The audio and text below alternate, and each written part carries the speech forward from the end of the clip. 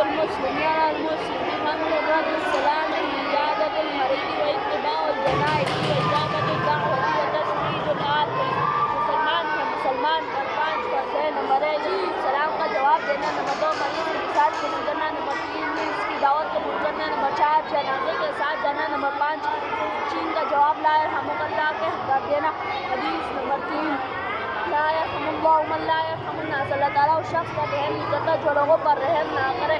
حدیث نمبر 4 لا يدخل الجنة قطع اور جنت میں نہ جائے گا. حدیث نمبر 5 لا يدخل الجنة قاطع رشتہ قطع کرنے والا جنت میں نہ جائے گا. حدیث نمبر 6 الظلم ظلمات یوم القیامہ. ظلم قیامت کے روز اندھیروں کی صورت میں ہوگا. حدیث نمبر 7 ما اسفل من القعبین من الازار فی النار. ٹخنوں کا جو حصہ پاجامے کے نیچے رہے گا وہ جہنم میں جائے گا. حدیث نمبر 8 المسلم من سلم المسلمون من لسانہ ویدہ.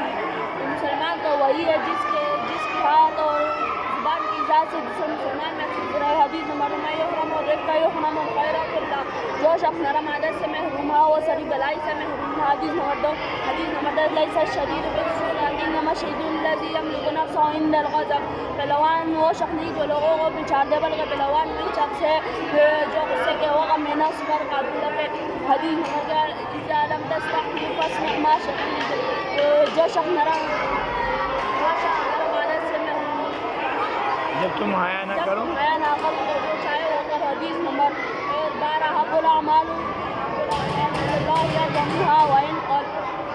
تم میں سے اللہ تعالیٰ کے نزدیک سب عمل میں وہ زیادہ محبوب ہے جو دائمی ہو کر چھا توڑا. حدیث نمبر 13 لا يدخل الملائکۃ بیتا فیہ قلب او تسقط. اس گھر میں رحمت کے فرشتے نہیں آتے جس گھر میں خدا یا تصویر ہو. حدیث نمبر 14 ان من احبکم الی احسنکم اخلاقا.